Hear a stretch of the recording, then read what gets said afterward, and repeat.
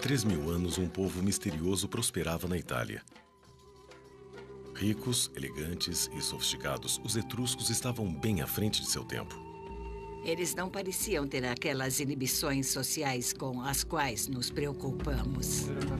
Eles adoravam banquetes e festas, beber e dançar. Os etruscos ensinaram os franceses, que na época eram os gauleses, a beber vinho. E diziam que suas mulheres entregavam-se ao amor livremente. Os gregos achavam que havia muita promiscuidade. Suas frotas de supernavios os transformavam em negociantes implacáveis. Eram guerreiros ferozes e sanguinários na batalha. As imagens etruscas presentes nas tumbas são cheias de sacrifícios de sangue. O ouro e a prata fizeram dos etruscos homens ricos, e eles esbanjavam essa riqueza em esportes espetaculares e em obras de arte fabulosas.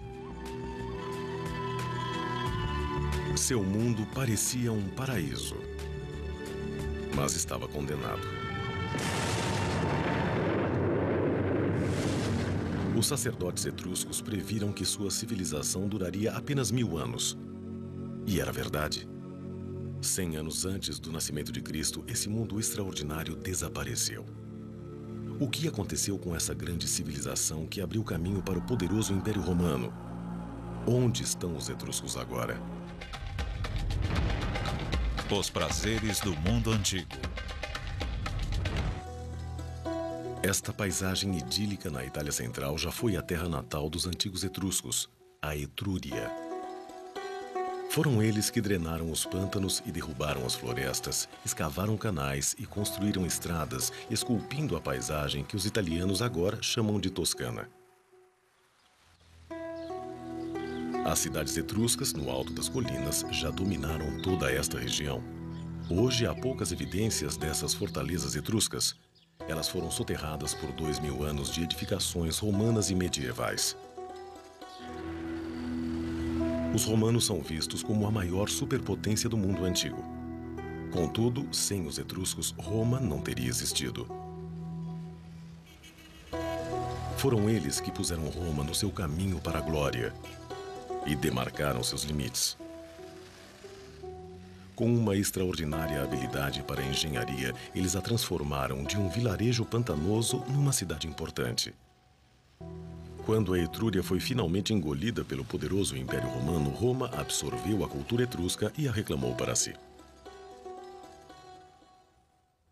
Eles foram a primeira alta civilização da Península Itálica. Eles transmitiram aos romanos uma série de aspectos da sua própria cultura e que foram passados adiante pelos romanos por toda a Europa. E em muitos locais sobrevivem até hoje, embora nunca sejam reconhecidos como etruscos.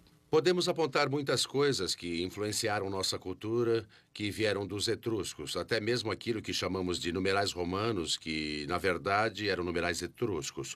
Copiados pelos romanos dos etruscos e depois herdados por nós. Jamais saberemos o quanto de nós realmente é etrusco.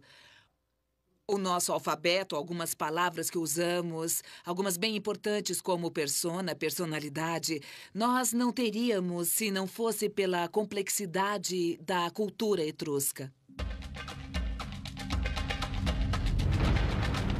O mundo perdido dos etruscos agora é visto como uma das maiores civilizações conhecidas, igual em importância à antiga Grécia e ao Egito.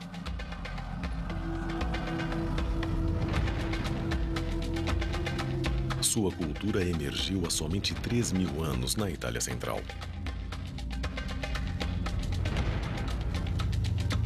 Os primeiros etruscos viviam em aldeias, em cabanas toscas da Idade do Bronze. Eles exploraram o solo rico da Etrúria, as vastas florestas e os mares férteis, domando o mundo natural à sua volta. Com armas de bronze, eles abriram caminho à força, dominando toda a região. O índice de desenvolvimento era espetacular. Os autores antigos os rotularam de recém-chegados exóticos e alegaram que eram estrangeiros do leste. Para um autor grego ou romano, a ideia era: vocês não se parecem conosco, não falam como nós. Vocês não são daqui. De onde vocês vieram? De onde os etruscos vieram ainda permanece um mistério. O que importa é que a cultura etrusca se formou em solo italiano. Não importa de onde eles vieram originalmente, o mesmo se deu com os romanos. A cultura romana se formou aqui, então ela é italiana, embora possa ter vindo de outro lugar. O que intrigava os antigos era o fato de, num espaço de algumas centenas de anos, os etruscos emergirem como a economia de crescimento mais rápido do mundo mediterrâneo. Mas agora não há nenhum mistério sobre a forma como os etruscos ficaram tão ricos. A terra sob seus pés estava cheia de tesouros.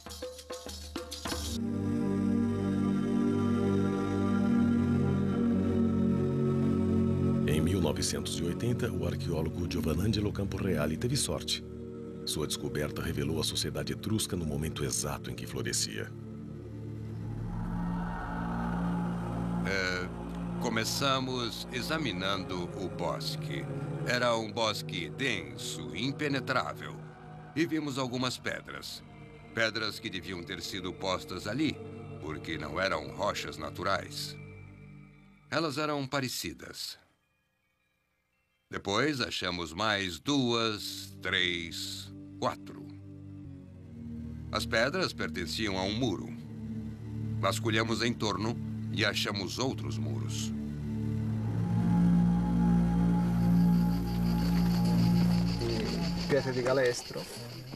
O professor havia se deparado com a mais completa cidade etrusca já encontrada. Abandonada de forma misteriosa, sem haver outra construção em cima, ela ficou milagrosamente preservada sob a densa floresta. Durante 20 anos, este local deu aos arqueólogos uma ideia de um mundo antigo. Tratava-se de um grande assentamento, 2 vilas imponentes cercadas por um complexo de casas menores. Uma vila em particular constituiu-se numa rica fonte de achados. Foram encontrados pesos de pedras. Eles faziam parte de um tear manual, provavelmente usado pelos escravos da casa para afiar a lã fina para as roupas de inverno.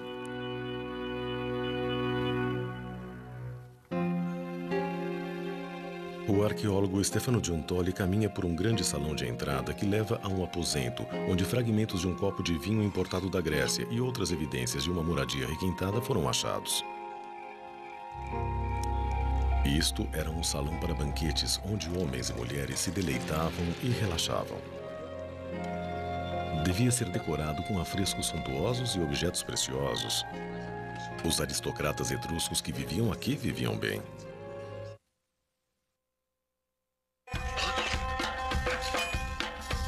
Esta era uma cidade em desenvolvimento construída ao redor de uma rede de minas de metais preciosos que pertenciam a famílias etruscas ricas. Foi assim que os etruscos enriqueceram tão depressa. Foi aqui que eles literalmente tiraram sua fortuna da terra. Eles tinham depósitos minerais enormes, os maiores depósitos de prata da Europa, depósitos de cobre e provavelmente de estanho e de ferro também.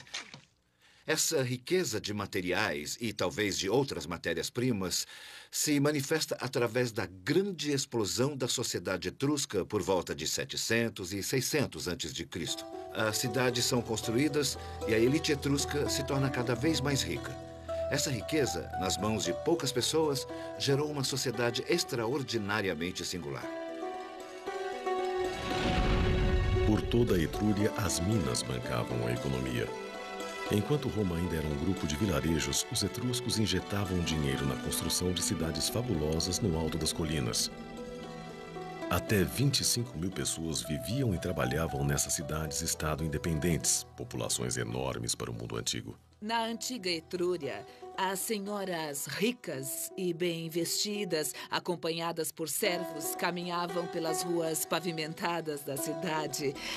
Havia arquitetura em pedra, pontes, e devia haver um saneamento melhor que o das cidades vizinhas por causa da engenharia.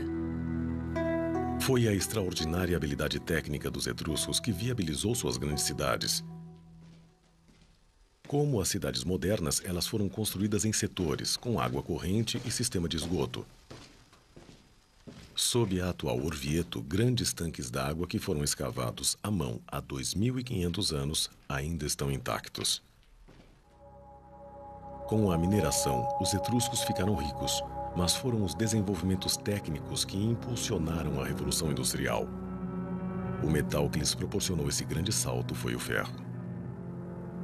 Com a descoberta do ferro, eles puderam construir ferramentas que viabilizaram a agricultura intensiva. Por exemplo, o arado e o machado. E assim, mais terra foi cultivada. As árvores foram cortadas e a terra pôde produzir mais de uma colheita por ano. Eles começaram a produzir ferramentas de ferro para uso doméstico e, sem dúvida, tudo isso gerou uma autêntica revolução cultural.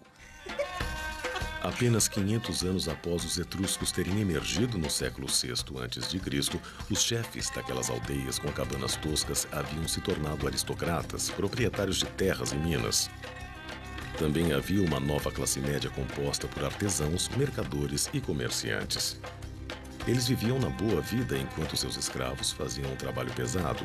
Os escravos etruscos, embora ainda pertencessem a seus donos, também levavam uma boa vida. Um dos antigos autores gregos menciona: alguns desses etruscos são tão ricos que tratam seus escravos como se fossem homens livres. Eles possuem suas próprias casas, roupas boas e dirigem negócios. É um tipo diferente de escravidão, difícil de entender no mundo moderno. A rica classe aristocrata gastava seu dinheiro em arte. A arte etrusca ainda é seu legado mais extraordinário.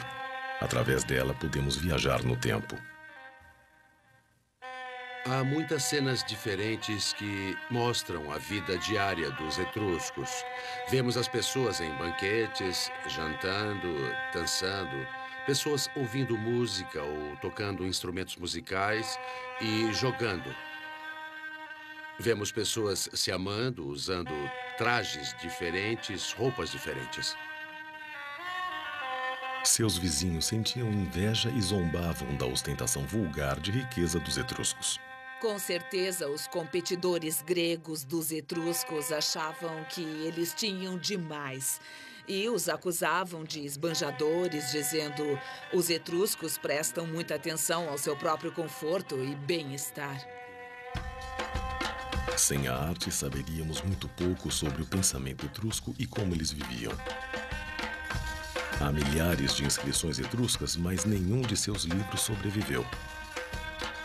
Dizem que a história é sempre escrita pelos vencedores, e até agora a história dos etruscos só foi contada por seus inimigos, os gregos e os romanos. Eles diziam que as mulheres etruscas eram permissivas em relação a favores sexuais e tinham relações sexuais com seus escravos. Os gregos os acusavam de fazer sacrifícios humanos e pirataria. Os romanos diziam que os etruscos eram muito supersticiosos, obcecados em tentar prever a vontade de seus deuses. Quanto disso seria verdade? Temos de bancar o detetive, comparar um pequeno indício extraído de um escritor greco-romano com algo que foi escavado. É uma grande tragédia termos perdido a literatura etrusca. Sem dúvida, se tivéssemos alguns de seus livros, isso mudaria completamente nossa visão sobre eles. Nossa visão dos etruscos torna-se bem mais clara através de outro aspecto surpreendente de sua cultura. Eles eram muito religiosos e acreditavam que a boa vida duraria por toda a eternidade. Há 60 anos, arqueólogos italianos descobriram tumbas não violadas no litoral, perto de Tarquínia. Eles usaram sondas sísmicas e periscópios para examinar as tumbas subterrâneas ocultas há milhares de anos. Foi a primeira tentativa séria de explorar os túmulos usando uma tecnologia não invasiva. Uma vez no interior, eles ficaram estarrecidos. Ali estava o tesouro perdido com o qual os arqueólogos sonhavam. Um túnel do tempo para um mundo perdido perfeitamente preservado desse povo extraordinário. Nas tumbas subterrâneas de Tarquínia, os arqueólogos encontraram câmaras inteiras decoradas com afrescos fabulosos. Essas pessoas que adoravam se divertir celebravam a vida até na morte. Em cores intensas, eles banqueteiam, bebem, dançam e fazem amor.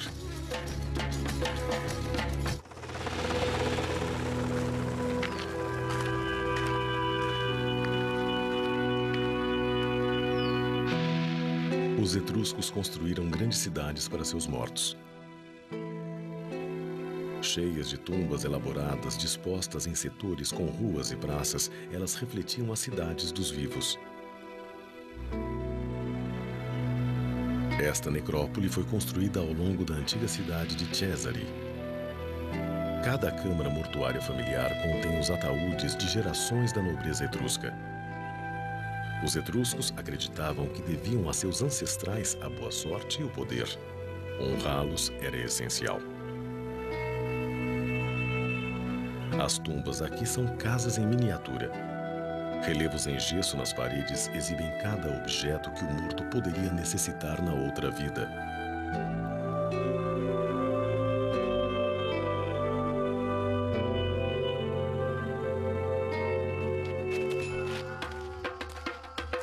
Sabemos, através das pinturas nas tumbas, que um funeral nobre era um evento dramático e colorido, uma espécie de celebração. Os etruscos acreditavam que a morte era um novo começo. A vida foi boa, mas a morte ia ser ainda melhor porque seria desfrutada na companhia dos deuses.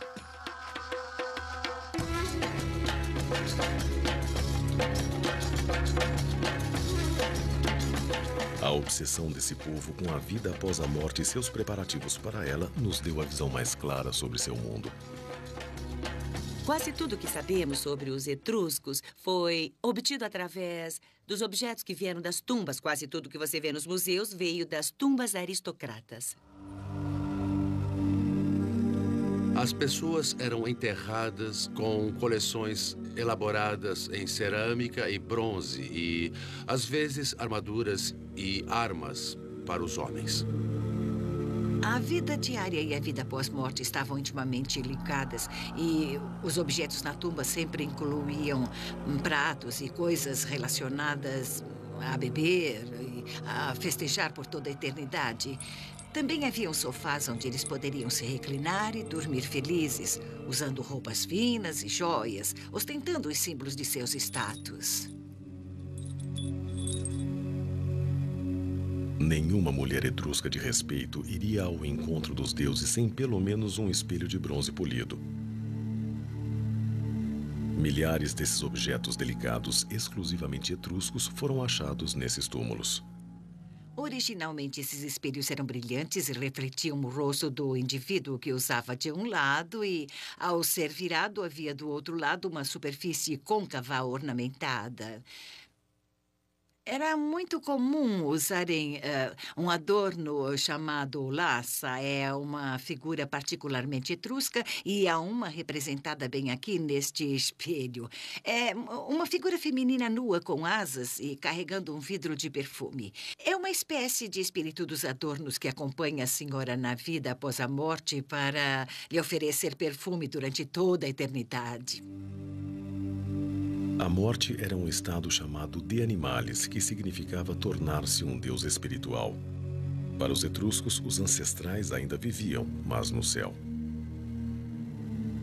Temos a ideia de que eles consideravam a vida após a morte como um lugar maravilhoso. Era ótimo ir para o além. Depois, essas pessoas eram veneradas como os ancestrais. Eram consideradas os próprios deuses.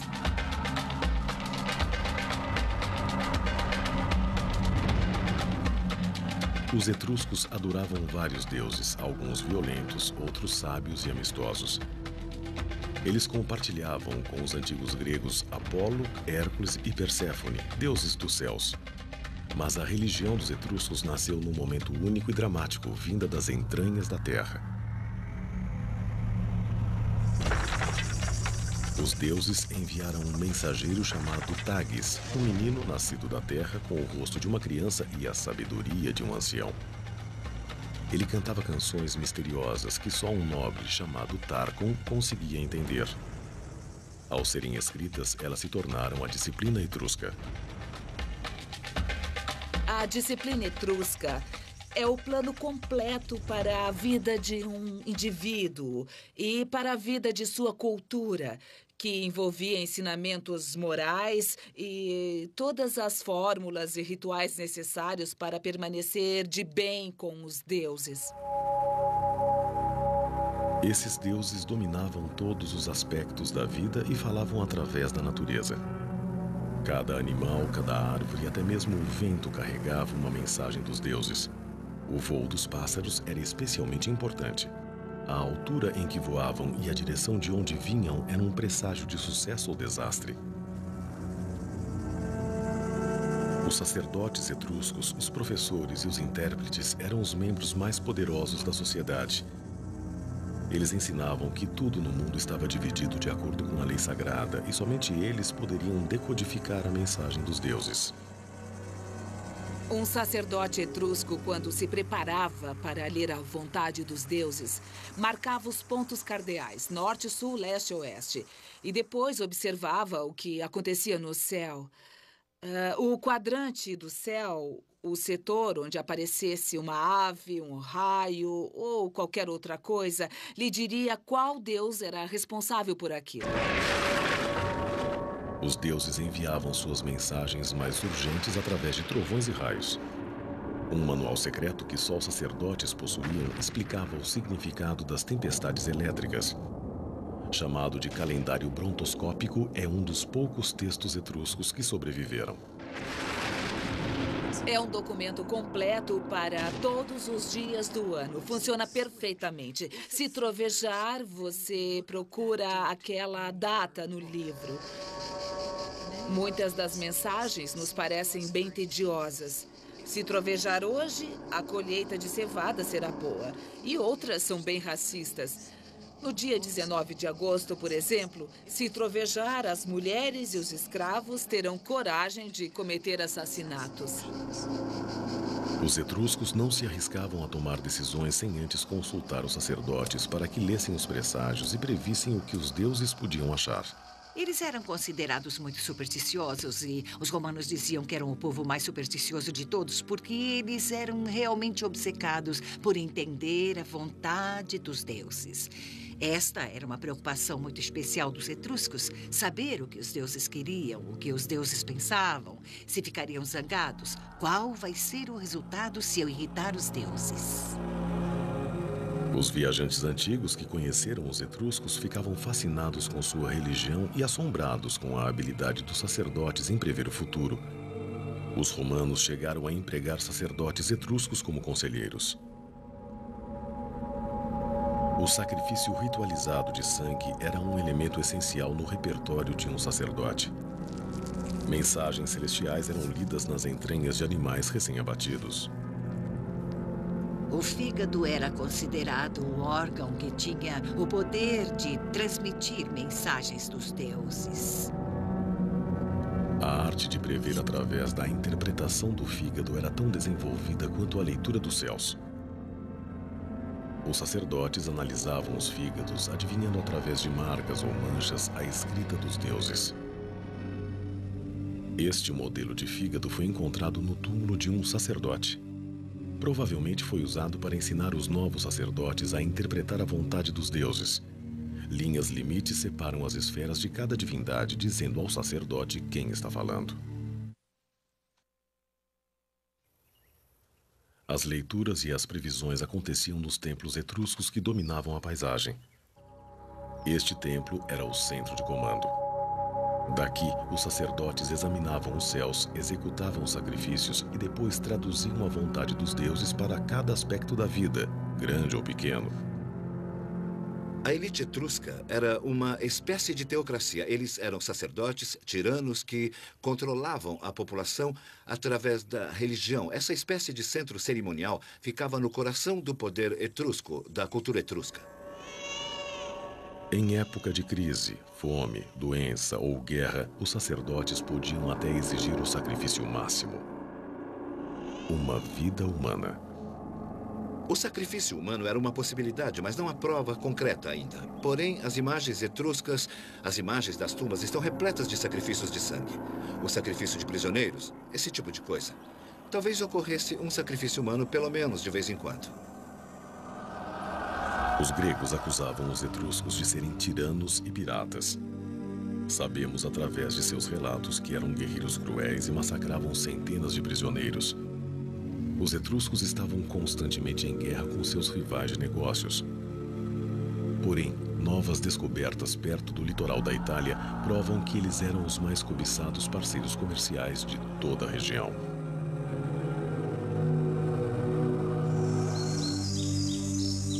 Os etruscos logo se tornaram a força comercial mais poderosa do Mediterrâneo. Eles tinham a matéria-prima que todos queriam, metais raros. Primeiro, eles foram cortejados pelos fenícios do leste. Depois, chegaram os gregos. Eles tinham os depósitos de minerais que os gregos queriam, e os gregos vieram do leste, se aproximando ao máximo dos etruscos. Eles os atraíam como um imã. No século VIII a.C., os comerciantes da Grécia se uniram a outros do leste, criando um entreposto comercial na ilha de Pitecússai. Convinha aos etruscos manter seus parceiros comerciais afastados. Os etruscos eram fortes, tanto na terra quanto no mar. Sua grandeza lhes dava poder. Eles impediram os gregos de se instalarem em território etrusco, o que revela algo sobre sua força militar. Deixavam claro que negociariam com você, mas não lhe dariam sua preciosa terra. Os metais atraíram os gregos a Pitecússai, mas o comércio não era unilateral. Os etruscos adoravam tudo que era novo e exótico. Em troca dos recursos naturais da Itália, os etruscos recebiam uma riqueza de produtos alimentares, vinho, azeite de oliva, que eles logo aprenderam a cultivar e a produzir. Os etruscos gostaram do negócio de cultivar uvas e beber vinho em grande escala. Originalmente uma ideia grega, em pouco tempo eles faziam um vinho melhor e exportavam tonéis dele para a França. Pode-se dizer que os etruscos ensinaram os franceses, que na época eram os gauleses, a beber vinho. Escavações feitas em La Ciotat, perto de Nice, no sul da França, desenterraram um forte etrusco com uma rede de depósitos capazes de guardar grandes carregamentos de vinho. Os comerciantes etruscos transformaram o negócio de exportar vinho por mar numa verdadeira arte. Eles apresentaram aos franceses um modo de vida inteiramente novo.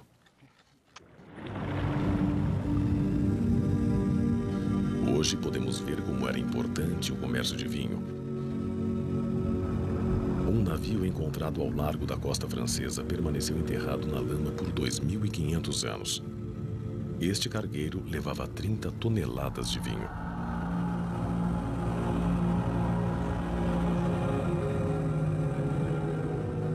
Como e por que este navio afundou é um mistério. Pode ter sido mau tempo, mas estes mares eram famosos por causa dos piratas e um navio carregado era um alvo fácil. Os etruscos tiveram uma solução engenhosa. A estratégia mais segura para qualquer navio de carga era a velocidade. Os engenheiros etruscos projetaram um navio que podia superar qualquer embarcação construída pelos rivais. Seu novo design revolucionou a construção naval. Ele era único. O que os destacava de seus competidores gregos era o tipo de mastro. Eles usavam uma vela mestre gigante, um tipo de vela quadrada, mas acrescentaram outro mastro, com vela na frente, que permitia uma navegação mais rápida e talvez manobras melhores no mar profundo. Com o tempo, os cargueiros etruscos foram adotados pelos romanos, estabelecendo o padrão para os navios modernos. Passados para trás na corrida pelo domínio das rotas comerciais marítimas, os gregos menosprezaram o conhecimento dos etruscos. Os gregos tinham interesse em classificar os etruscos como os bárbaros, como piratas, quando, na verdade, os etruscos faziam exatamente o que os gregos também faziam. Os etruscos e os gregos continuaram a negociar, sem ligar para as opiniões mútuas. Nenhuma casa rica na Etrúria era completa sem a bela cerâmica ornamental feita pelos gregos. Aliás, foram achados tantos vasos gregos na Etrúria que foram considerados como sendo etruscos. No centro de comércio em Pitecússai não se comercializava apenas objetos de luxo, também se trocava ideias. Uma grande e nova ideia foi o alfabeto. Os etruscos foram dos primeiros povos da Itália a adquirir o alfabeto. Eles o receberam de colonizadores gregos. A língua em si é uma questão separada. O alfabeto, na qual foi escrita, foi emprestado dos gregos pelos etruscos e imediatamente modificado por sons que eles conseguiam produzir e os gregos não, e vice-versa. E esse alfabeto fez parte do legado que eles transmitiram aos romanos. Depois, os comerciantes etruscos descobriram um paraíso incrível a leste do Mediterrâneo e da terra da Assíria. Os artistas locais ficaram inspirados e introduziram os novos designs na sua própria arte. Os leões não pertencem à Itália, mas foram definitivamente adotados pelos etruscos. Eles são consumidores, recebendo todos esses produtos, mas da noite para o dia, seus próprios artistas os integram a um estilo crescente de arte nativa. Os etruscos absorviam as ideias artísticas de fora e rapidamente as superavam. Agora, essas obras de arte funcionam como registro da sociedade etrusca. Eles absorveram muitos elementos culturais dos gregos e um dos mais comuns foi o esporte. Nas pinturas das tumbas, vemos que eles tinham competições esportivas muito similares às dos gregos. Havia lançamento de disco, de dardo, boxe, luta livre. Os etruscos participavam desses jogos, de alguns deles só por divertimento. Mas eles também disputavam competições físicas mais violentas que envolviam homem contra animais e homem contra homem. Eles desenvolveram o ritual sangrento do combate entre gladiadores e o introduziram em Roma.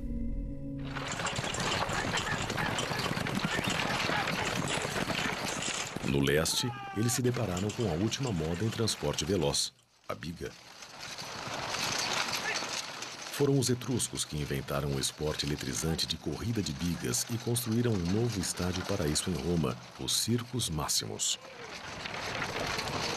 Originalmente feitas para os nobres na opulenta Etrúria, logo todos estavam se deslocando em bigas. Coisas que eram prerrogativas do rei no Oriente Próximo agora assumem conotações mais gerais.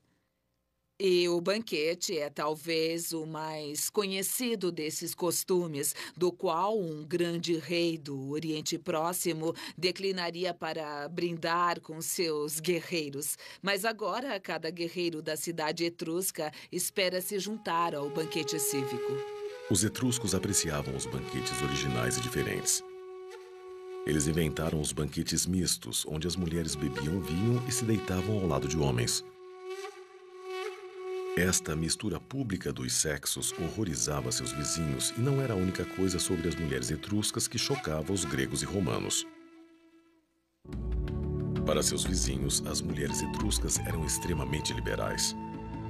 Um viajante grego que escreveu no século IV a.C. descreveu seus hábitos. As mulheres etruscas jantam com qualquer homem que esteja presente.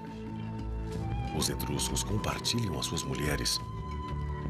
Não é vergonha para elas serem vistas em experiências sexuais. Elas se exercitam nuas, expondo seus corpos aos homens. Eles criam seus filhos que nascem sem saber quem é o pai. O quanto disso é verdade?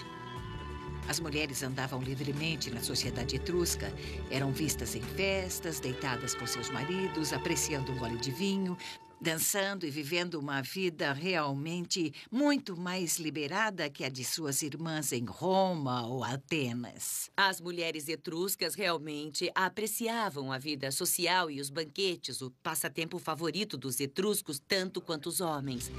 Sabemos que algumas mulheres possuíam seus próprios recipientes para usar em banquetes e, pelo menos em 2 tumbas, havia 2 grandes cuias de vinho com inscrições dizendo que pertenciam a mulheres. As mulheres romanas eram proibidas de beber vinho sob pena de morte. As mulheres etruscas bebiam, mas será que acreditavam no amor livre? Há uma referência aos etruscos feita pelo historiador grego Theopolcus. Ele estava acostumado ao simpósio que tinha apenas homens e prostitutas. E a ideia de que as mulheres se deitassem com seus maridos nos banquetes o deixava chocado. Ele considerava essas mulheres prostitutas. Os gregos provavelmente viram imagens de mulheres comendo ao lado de seus maridos e pensaram numa orgia.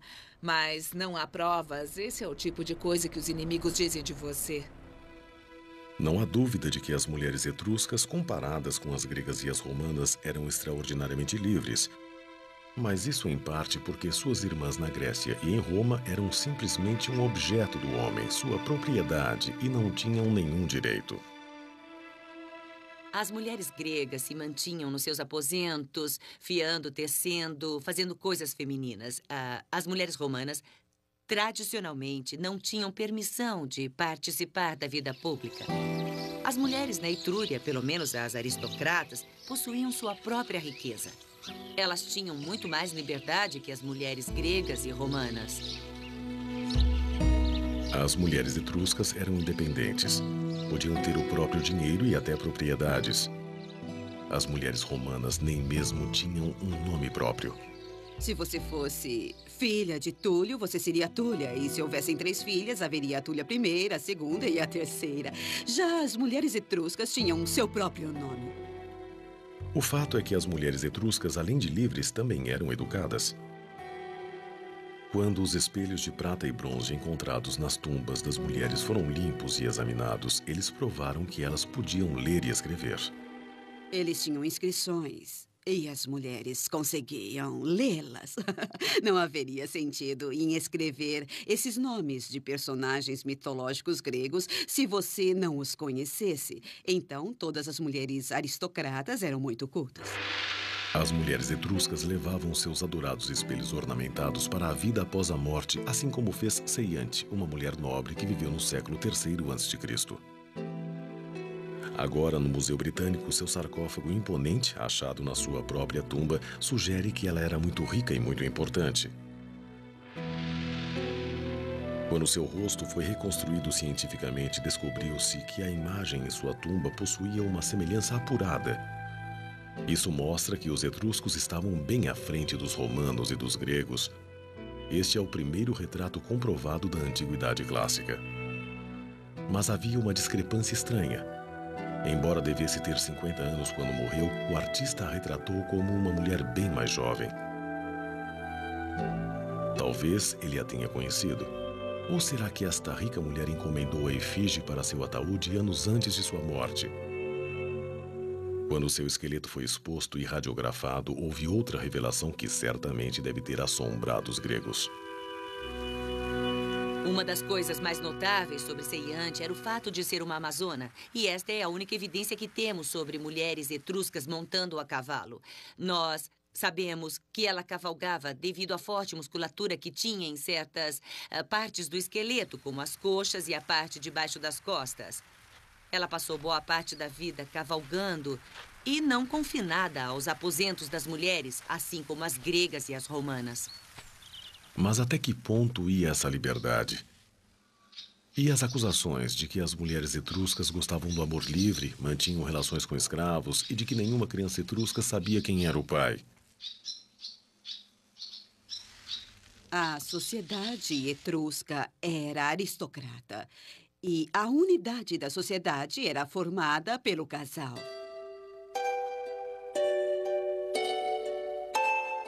O casal aparece repetidamente durante os 1000 anos da história etrusca, do começo ao fim. As efígies sentimentais nos ataúdes etruscos de maridos e esposas se abraçando por toda a eternidade falam por si próprias.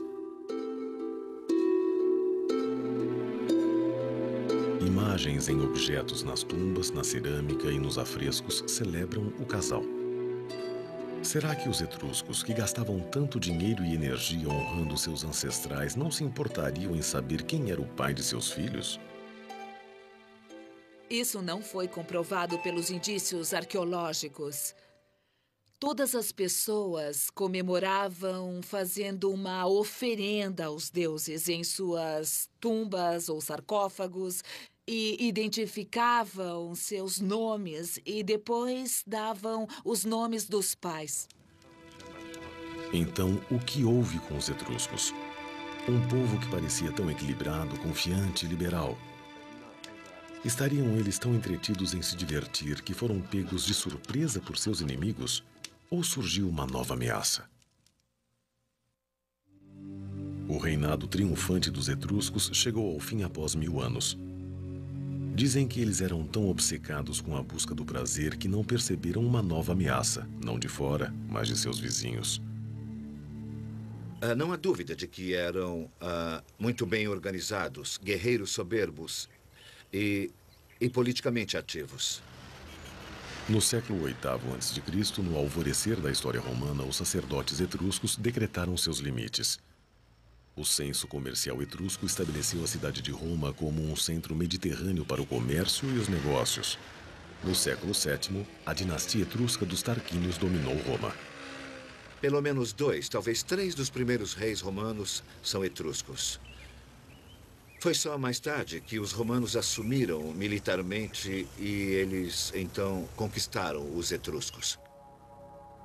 No século V a.C., os romanos expulsaram os soberanos etruscos. E adotaram muita coisa de sua cultura, mas agora, com a expansão da cidade de Roma, eles os viam como rivais. Roma queria as riquezas da Etrúria para si. O período em que Roma reconhece que precisa, quer e vai assumir a Etrúria chega quando eles percebem que há uma grande população urbana que não consegue produzir sua própria comida e que precisa ser alimentada. Eles começam a cobiçar as terras cultiváveis do interior da Etrúria. Dizem que o fim dos etruscos foi uma profecia que se concretizou. Uma antiga lenda previa que a civilização etrusca duraria apenas 1000 anos. A previsão estranhamente se confirmou. Será que os etruscos, tão supersticiosos, se amedrontaram e sucumbiram ao que julgavam ser seu destino? Dizem que por volta de 44 a.C., um cometa foi visto e aquilo marcou o começo da última era dos etruscos. Foi quando surgiu Júlio César e o Império Romano se estabeleceu. Isso tem sido usado para explicar por que nos últimos 200 anos eles se mostraram tão passivos. Eles parecem não resistir aos romanos, como era de se esperar. Parecem não se importar por estarem sendo assimilados e conquistados. Mas não houve nada místico sobre o colapso dos etruscos. As guerras comerciais contínuas contra os gregos impuseram seu preço. Em seguida, os exércitos dos gauleses atacaram as cidades etruscas. Impelidos pela fome, eles fugiram para a Itália atrás de comida e terra fértil. Os etruscos suportaram o primeiro impacto bem antes de os gauleses chegarem a Roma e a ocuparem brevemente. E durante muitos anos, do final do século V até o IV, eles combateram os exércitos gauleses. Defender a Etrúria das hordas de gauleses invasores esgotou os etruscos. Depois, os romanos começaram a tomar as cidades enfraquecidas, uma a uma. A primeira foi a cidade de Veii, mais perto de Roma. O segredo do sucesso dos romanos foi o fato de serem unidos. Os etruscos, com suas cidades-estado independentes, às vezes em guerra umas com as outras, não eram. Elas nunca se uniram tempo suficiente para enfrentar Roma conjuntamente. E assim Roma as conquistou. Quando uma cidade era enfraquecida pelos gauleses, Roma se aproveitava. E talvez este seja o segredo que explica a derrota dos etruscos. Algumas cidades ficaram sob cerco durante anos. Outras caíram quase sem lutar. Em 2 séculos, a Etrúria era mais uma parte do grande Império Romano. Gradualmente, as pessoas deixaram de falar ou escrever em etrusco. Todos falavam a língua dos conquistadores, latim. As pessoas realmente pararam de falar etrusco por volta do século I a.C. E foi quando o povo etrusco chegou ao fim, deixou de ser uma entidade. Quando a língua morreu, morreu também a literatura. Os escritores antigos citam a riqueza da música e da arte etrusca, sua poesia, peças e histórias. Só restaram vestígios nas inscrições. O que aconteceu? Não havia necessidade nem interesse por parte dos romanos em conservar os textos etruscos, exceto os religiosos. Então, simplesmente desapareceram. E quanto ao povo? Muitos etruscos foram mortos, mas nem todos. Os aristocratas se misturaram à sociedade romana, um lampejo de cor exótica entre a elite. Nos bastidores, eles ainda influenciavam o novo império. O que houve com os etruscos é que muitos deles se tornaram romanos. Muitos da aristocracia etrusca se mudaram para Roma e se tornaram parte da elite romana. Estudos recentes analisaram os nomes dos senadores do Senado romano no século I a.C. E muitos deles eram de famílias etruscas. Diante da situação, eles deixaram que Roma assumisse o controle da cidade. Começaram a preparar seus filhos para ir para Roma e se tornar senador. E assim eles poderiam ajudar a família através dos votos no Senado. A luta dos arqueólogos para iluminar o mundo fabuloso dos etruscos nunca terminará. Embora vivessem há milhares de anos, eles chegaram ao mundo moderno de uma forma bem direta. Sua história é envolvente, sua atitude em relação à vida, intrigante. O espírito dos etruscos ainda vive na Itália.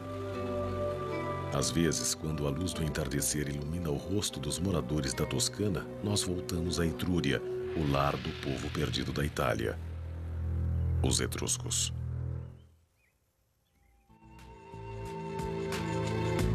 Versão brasileira, DPN Santos.